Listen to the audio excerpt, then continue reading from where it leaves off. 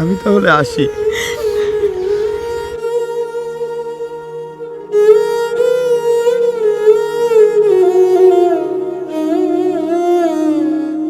বাবা, শুনেছি বিদেশে নাকি রং বেরঙের খাবার পাওয়া যায়।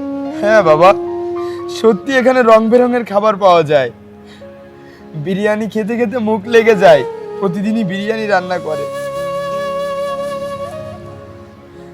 ঠিক আছে বাবা, আমি তোমার সাথে পরে কথা বলবো।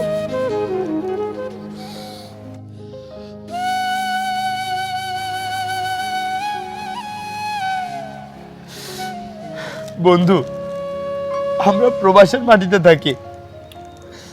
আমাদের বাড়িতেও জানে এখানে রং বেরঙের খাবার পাওয়া যায়। হ্যাঁ রে বন্ধু, আমরা রং বেরঙের খাবার খাচ্ছি। এই দেখ, আমরা প্রতিদিন বিরিয়ানি খাচ্ছি। বন্ধু,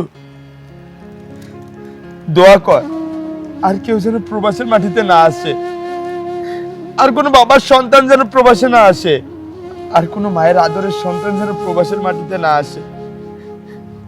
আমরা প্রবাসীরা, আমরা আমাদের মনের কষ্টের কথাগুলো কাউকে বলতে পারি না। কাকে বলবো? কে শুনবে আমাদের কষ্টের কথা? আমরা তো টাকার মেশিন।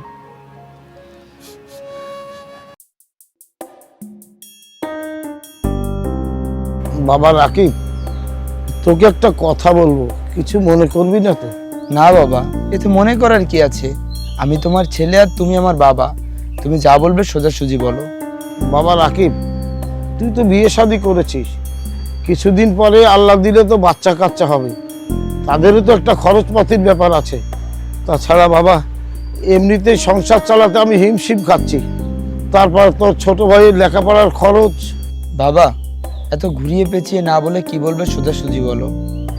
বলছিলাম কি, তুই তো অনেক দিন ধরেই বেকার বসে আছিস, তাছাড়াও দেশের চাকরি বাকরির হালচাল খুব খারাপ, তাই বলছে কি তুই বিদেশ চলে যা। বাবা, আমি যদি এই সময় বিদেশ চলে যাই তাহলে তোমাদের দেখবে কে? দেখ, তোর এটা নিয়ে একদম চিন্তা করতে হবে না, আমি যতদিন বেঁচে আছি দেখবি ঠিকই আমি সামলে নেব। বাবা, বিদেশে যাওয়া তো আর মুখের কথা না। পাসপোর্ট ভিসা প্রসেসিং করতে অনেক সময় লাগবে, তাছাড়া এগুলো করতে গেলে অনেক টাকার ব্যাপার। এত টাকা তুমি কোথায় পাবে বাবা? শুনেছি পাশের গ্রামের রাজ বিদেশ থেকে এসেছে, ও যাওয়ার সময় সাথে করে লোক নিয়ে যাবে, 5 লাখ টাকায় লোক নিতে পারবে। তুই যদি বলিস তাহলে আমি না হয় রাজের সাথে কথা বলি। বাবা, 5 লাখ টাকাও তো একেবারে কম নয়। এত টাকা তুমি কোথায় পাবে? আমাদের উত্তরপাড়ার যে চাষের জমিটা আছে না, ওই জমিটা বন্ধক রেখে না হয় মাতবারের কাছ থেকে 5 লাখ টাকা নিয়ে নেব। আচ্ছা বাবা, তুমি যেটা ভালো মনে করো সেটাই করো। আচ্ছা বাবা, আমি না হয় রাজের সাথে গিয়ে কথা বলে আসি।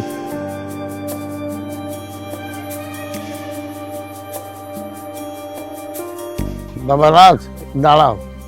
আসসালামু আলাইকুম চাচা, কেমন আছেন? ওয়ালাইকুম আসসালাম, ভালো আছি, তা তুমি কেমন আছো বাবা? আলহামদুলিল্লাহ, আমি ভালো আছি। তা এদিকে কোথায় যাচ্ছেন চাচা? ওই বাবা তোমার বাড়ির দিকেই যাচ্ছিলাম, তা রাস্তায় দেখা হয়ে গেল, খুব ভালো হলো। কেন চাচা, কিছু বলবেন নাকি? বাবা, শুনলাম তুমি নাকি বিদেশ যাওয়ার জন্য লোক নিচ্ছ। হ্যাঁ চাচা, আপনার হাতে লোক আছে নাকি? ভালো কোম্পানিতে লোক নেওয়া হচ্ছে, আপনার হাতে থাকলে জানাবেন, অল্প খরচে পাঠিয়ে দেব। বাবা বলছিলাম কি, আমার ছেলেটা তো অনেকদিন বেকার বসে আছে, তাই তোমার সঙ্গে যদি বিদেশ নিতে খুব ভালো হতো। ও চাচা, এই কথা? আপনার ছেলে বিদেশ যাবে? এটা তো খুব ভালো কথা। আপনার কোনো চিন্তা করা লাগবে না, আপনি শুধু 5 লক্ষ টাকা রেডি রাখুন। আচ্ছা ঠিক আছে, তা বাবা টাকাটা কবে দিতে হবে? যত দ্রুত দিতে পারবেন তত দ্রুত কাজ হবে, আপনার ছেলে তত দ্রুতই বিদেশে যেতে পারবে। বাবা তুমি কোনো চিন্তা করো না, আমি 2-1 দিনের ভিতরেই টাকাটা দিয়ে দেবো। আচ্ছা ঠিক আছে চাচা, এদিকে যখন আসছেন তখন আমাদের বাড়ি থেকে বেড়ে যান। না থাক বাবা, অন্য আরেকদিন যাবো। ঠিক আছে, তাহলে আমি আসি।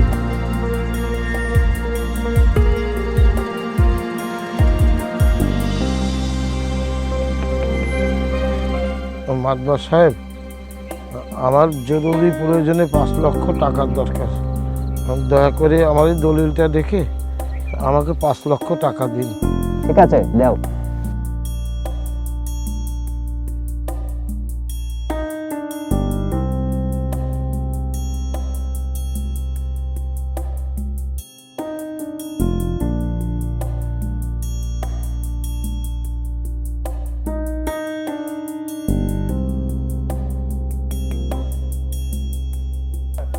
আচ্ছা ঠিক আছে, আগামীকাল ব্যাংক কাওয়ারে এসে আমার কাছ থেকে টাকা নিয়ে যাবে।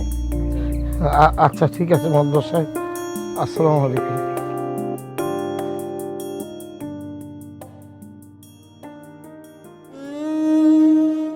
বাবা, আমি তো কখনো বাড়ি ছেড়ে বাইরে একটি রাতও কাটাইনি, কখনো তোমাদের ছেড়ে থাকিনি। জানি না কপালে কি আছে, তবে তোমরা সবাই আমার জন্য দোয়া করো। যাওয়ার সময় এসব কথা বলতে হয় না বাপ, যাওয়ার সময় দেখে শুনে যাস আর নিজের যত্ন নিস। নীলা, আমাদের বিয়ের পর তো তুমি আমাকে ছাড়া কখনো থাকোনি, বাবার বাড়িতে গেলেও কখনো রাত থাকোনি। আমি তোমাদের সুখের জন্য আজ প্রবাসে চলে যাচ্ছি। তুমি বাবা ও মিজানকে দেখে রেখো। ভাই মিজান, যদি তোর কখনো কোনো কিছুর প্রয়োজন হয় আমাকে জানাস। আমি তো টাকার অভাবে ঠিকমতো পড়াশোনা করতে পারিনি, তবে তোকে আমি পড়াশোনা করাবো, তোকে মানুষের মতো মানুষ করে গড়ে তুলবো। তোমরা সকলে থাকো তাহলে, নিজের যত্ন নিও। তুমিও তোমার যত্ন নিও, ঠিক মতো খাওয়া দাওয়া করো, নিজের খেয়াল রেখো। আমি তাহলে আসি।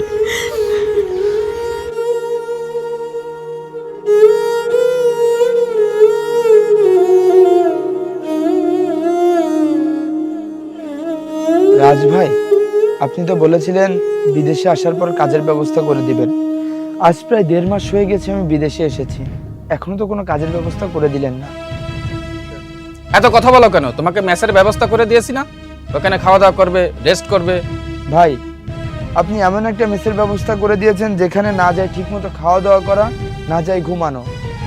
যা রান্না বান্না করে তা মুখেও তোলা যায় না, আর ঘুমানোর কথা বলছেন। খাটেও জায়গা হয় না, ফ্লোরেও জায়গা হয় না, ঘুমাতে হয় টয়লেটে গিয়ে। এই মেয়ে, এত বেশি কথা বলো কেন? ভাই, আমি টাকা দিয়ে বিদেশ এসেছি, মাগনা তো আসি নাই। আপনি আমার সাথে এরকম ব্যবহার কেন করছেন? আমি যত নরম হয়ে আপনার সাথে কথা বলছি, আপনি তত গরম ভাবে আমার সাথে কথা বলছেন। মনে রাখিস, এখানে যদি তুই বেশি কথা বলিস তাহলে তোকে টিকটিকের মতো পা দিয়ে পিষে মেরে ফেলবো। এটা তোর বাংলাদেশ না, এটা বিদেশ। ভাই, আপনি তো বলে এনেছিলেন বিদেশে এনে আমাকে কাজ দিবেন, তাহলে এখন আমাকে কাজ দিচ্ছেন না কেন? তোকে যে কোম্পানির কথা বলে আমি আনছিলাম সে কোম্পানিতে এখন আর কোনো লোক নেবে না, তবে অপেক্ষা কর, কিছুদিন পরে তোকে একটা কাজের ব্যবস্থা করে দিব। ভাই, আমি আজ বিদেশে এসেছি প্রায় 1.5 মাস, সাথে করে যে টাকা এনেছিলাম তার প্রায় খরচ হয়ে গেছে।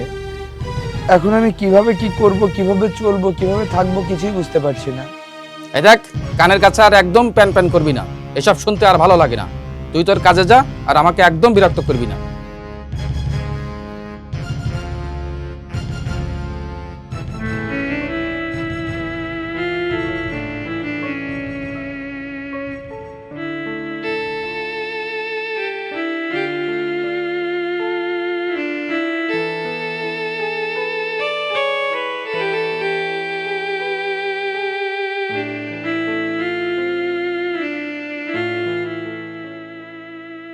এই আপনি কে?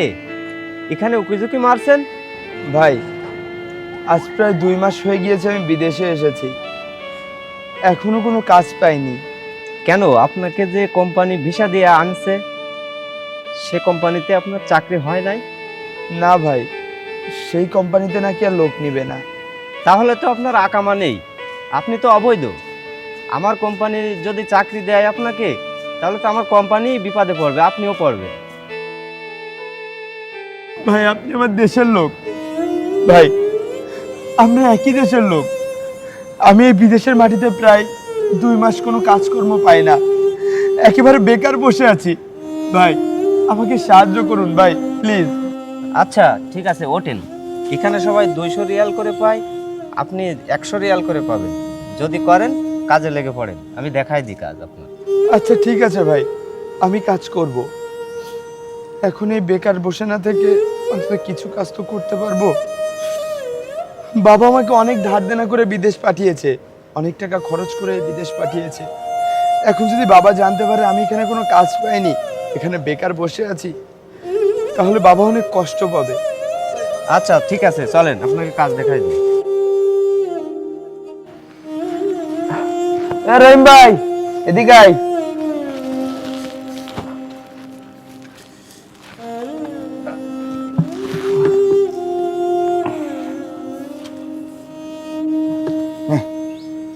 আজ কতদিন হয়ে গেল ছেলেটা বিদেশ গেছে, ওর সাথে কথাও হয় না। কেমন আছে, কি করছে, কোনো খবরও রাখতে পারছি না। আচ্ছা দেখি, একটা ভিডিও কল করে দেখি ও কেমন আছে।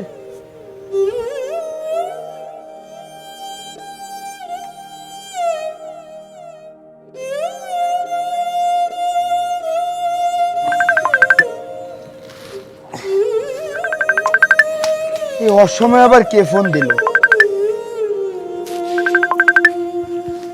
বাবা ফোন দিয়েছে, ফোনটা রিসিভ করি। আসসালামু আলাইকুম বাবা, কেমন আছো?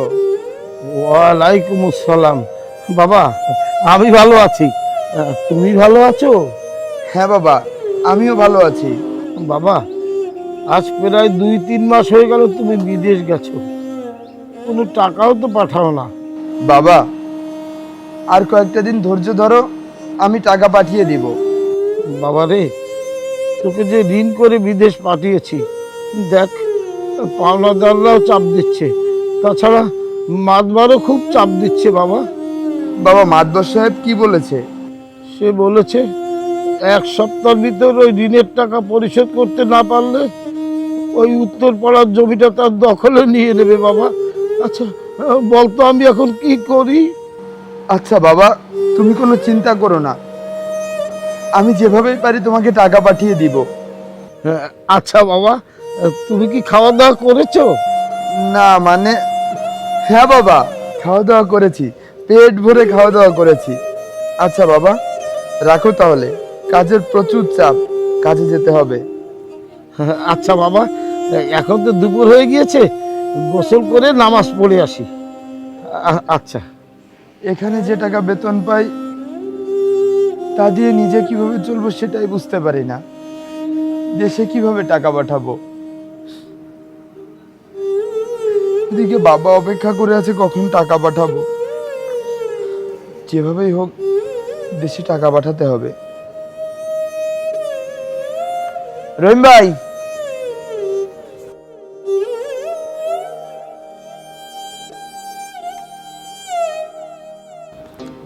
সারাদিন কাজ শেষে শরীরটা ক্লান্ত হয়ে যায়।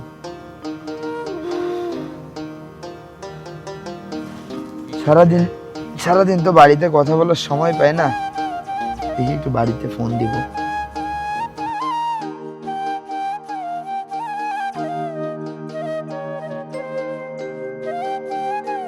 রাকিব ভাই, তুই কথা বল, আমি একটু সাইডে যাই। আচ্ছা দাঁড়ান। ঠিক আছে।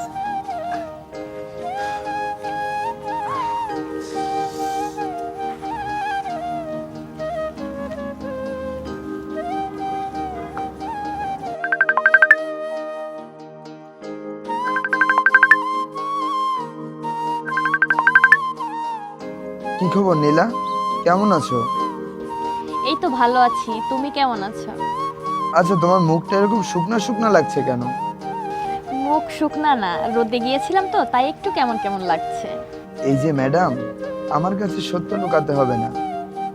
জীবনে কিছু পারি আর না পারি, অন্তত আপনার চোখ দেখে আপনার মনের কথাটা বুঝতে পারি। হ্যাঁ, আপনি তো বর্তমানে গণক হয়েছেন, মানুষের চোখ দেখে মনের কথা বলে দিতে পারেন। তো বিদেশে কয়জনের এমন মনের কথা বলছেন? আমি জীবনে শুধু একটি বই পড়েছি, তবে অন্তত এতটুকু সিওরিটি দিতে পারি, সেই বইয়ের সকল সূত্র এবং প্রতিটা শব্দ আমার মুখস্থ। হ্যাঁ, সেই সূত্র যেন একটা বইয়ের জন্যই থাকে, আবার যেন 10টা বইয়ের জন্য ব্যবহার না করা হয়। যদি করি তাহলে কি হবে? আমি তো বিদেশে, তুমি আমার কি করতে পারবে? আমি কি করতে পারবো মানে? আমি বিদেশে এসেই তোমাকে খুন করব। আমাকে যদি খুন করো তাহলে তোমার রাগ দেখাবে কার সাথে? তোমাকে খুন করে তারপর তোমার লাশের সাথে দেখাবো। থাক, আমাকে আর খুনও করতে হবে না, আমাকে আর লাশও বানাতে হবে না। তার থেকে ভালো হয় আমি যার ছিলাম তারই থাকি। এই তো এতক্ষণ পরেই লাইনে আসলে। আমি লাইন ছাড়া ছিলাম কবে? কোনোদিন লাইনেও তো ছিলে না। আচ্ছা ঠিক আছে, তুমি থাকো তাহলে, আমার কাজে যেতে হবে। কাজে যাওয়ার সময় হয়ে গিয়েছে। আচ্ছা ঠিক আছে, নিজের যত্ন নিও আর সময় মতো খেয়ে নিও। ভালো থেকো। আচ্ছা মহারানী, ভালো থেকো তাহলে।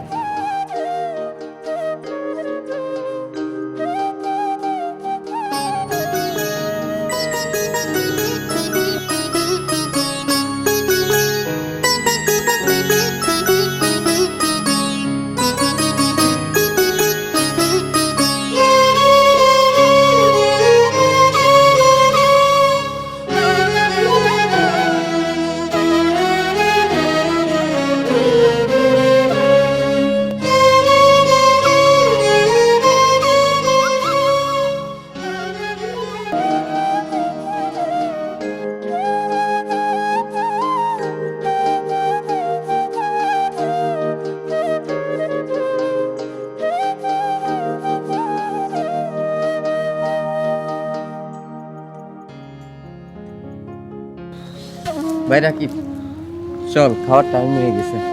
চল ভাই। আচ্ছা ভাই।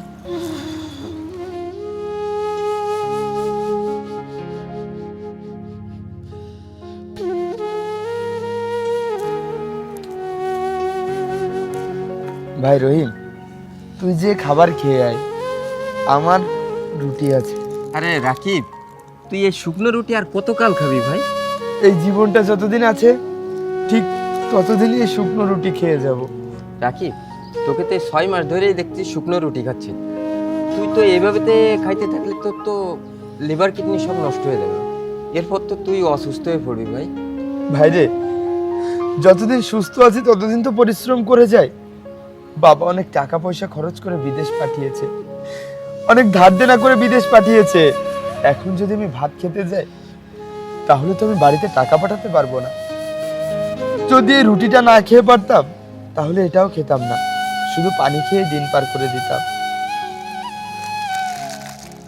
সমিতি আলা তো বাড়িতে এসেছিল, তা দেখি ছেলেটাকে একটা ফোন দিয়ে দেখি।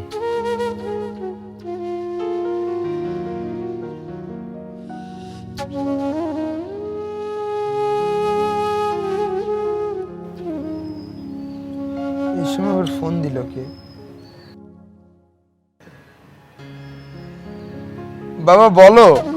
বাবা, বাড়িতে সমিতি আলা এসেছিল, এসে অনেক বাজে কথা বলে গিয়েছে। গত মাসে তুমি যে 2 লক্ষ টাকা পাঠিয়েছিলে সেই টাকার সঙ্গে আরো 3 লক্ষ টাকা সমিতি থেকে উঠিয়ে মাতব্বর সাহেবকে দিয়ে দিয়েছি। বাবা, আমি বলি কি, এই সামনের মাসে না পারলে এই মাসে আরো কিছু টাকা পাঠাও, তোমাকে আর বিরক্ত করবো না। বাবা তুমি কোনো চিন্তা করো না, আমি যেভাবেই হোক টাকা পাঠিয়ে দিব। শুধু কয়েকটা দিন সময় দাও, আমি তোমাকে টাকা পাঠিয়ে দিব। বাবা, শুনেছি বিদেশে নাকি রং বেরঙের খাবার পাওয়া যায়। হ্যাঁ বাবা, সত্যি এখানে রং বেরঙের খাবার পাওয়া যায়। বিরিয়ানি খেতে খেতে মুখ লেগে যায়, প্রতিদিনই বিরিয়ানি রান্না করে। ঠিক আছে বাবা, আমি তোমার সাথে পরে কথা বলবো।